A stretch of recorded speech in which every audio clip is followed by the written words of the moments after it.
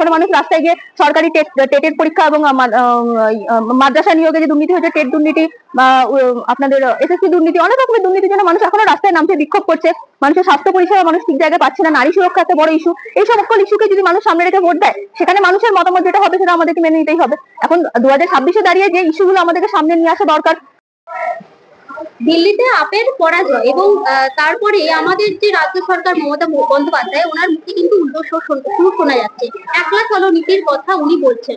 তাহলে কি ইন্ডিয়া জোটে ভাঙন হচ্ছে, ভাঙন হতে শুরু হয়েছে? এর কি মনে হয় আপনার? দেখুন, দিল্লির রাজনৈতিক নির্বাচনের ফলাফল আমার মনে হয় না কোনোভাবে পশ্চিমবঙ্গের রাজনৈতিক প্রেক্ষাপটে কোনোভাবে ইম্প্যাক্ট ফেলতে পারে, কারণ দিল্লির রাজনীতি সম্পূর্ণ অন্যভাবে চলে এবং পশ্চিমবঙ্গের রাজনৈতিক প্রেক্ষাপট সম্পূর্ণরূপে আলাদা।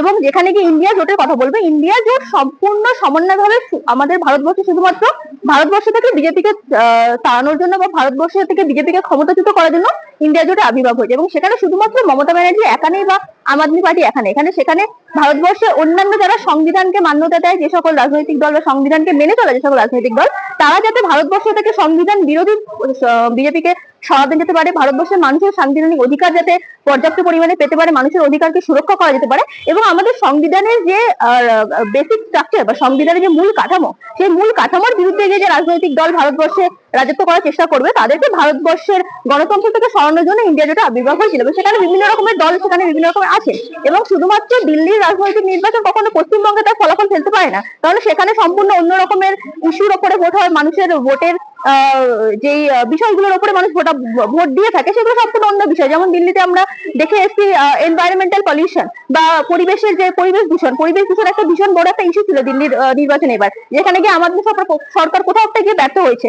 সেখানে গিয়ে মানুষ মনে করেছে হয়তো আম আদমি সরকারের যে একটা নতুন বিজেপি সরকার আসলে হয়তো কোথাও গিয়ে এই পরিবেশ দূষণের হয়তো একটা পজিটিভ ইম্প্যাক্ট আসতে পারে। এবার মানুষের মতামতকে আমাদেরকে মেনে নিতে হবে। মানুষদের মতামত দিয়েছে, অবশ্যই সেটা ভোটের নির্বাচনে দেখতে হবে, কিন্তু পশ্চিমবঙ্গে এর কোনো ইম্প্যাক্ট পড়বে বলে আমার মনে হয় না। 2026-এ তৃণমূল সরকার কটা সিট পেতে পারে বলে মনে হয় আপনার? সেটা তৃণমূল যেমন কাজ করেছে, আমরা দেখতেই পেয়েছি তৃণমূলের কাজের ফলাফল। মানুষের মধ্যে এখনো তৃণমূলের বিরুদ্ধে বিক্ষোভ যদি থেকে থাকে, মানুষ তৃণমূলের পক্ষে যদি রায় দিতে চায় সেটা মানুষ বুঝবে, কারণ আমরা এখনো তৃণমূলের বিরুদ্ধে মানুষের বিক্ষোভ দেখতে পাই। এখনো মানুষ রাস্তায় গিয়ে সরকারি টেটের পরীক্ষা এবং মাদ্রাসা নিয়োগে যে দুর্নীতি হয়েছে, টেট দুর্নীতি বা আপনাদের এসএসসি দুর্নীতি, অনেক রকমের দুর্নীতির জন্য মানুষ এখনো রাস্তায় নামছে, বিক্ষোভ করছে।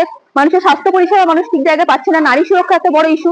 এই সকল ইস্যুকে যদি মানুষ সামনে রেখে ভোট দেয়, সেখানে মানুষের মতামত যেটা হবে সেটা আমাদেরকে মেনে নিতেই হবে। এখন 2026-এ দাঁড়িয়ে যে ইস্যুগুলো আমাদেরকে সামনে নিয়ে আসা দরকার, শিক্ষা দুর্নীতি সামনে নিয়ে আসা দরকার, আমাদের রাজ্যের কর্মনিয়োগকে সামনে নিয়ে আসা দরকার, আমাদের পর্যাপ্ত পরিমাণে চাকরি দরকার, নারী সুরক্ষাকে সঠিক করতে হবে, কাঠামোকে সঠিক করতে হবে। যে জায়গায় আমাদের যে খামতি আছে সেই জায়গাগুলোকে, রাজ্য সরকারের খামতিগুলোকে যদি রাজ্য সরকার পূর্ণ না করতে পারে, তাহলে সেটা রাজ্য সরকারের ফলাফল তো বুঝতেই হবে আমাদেরকে।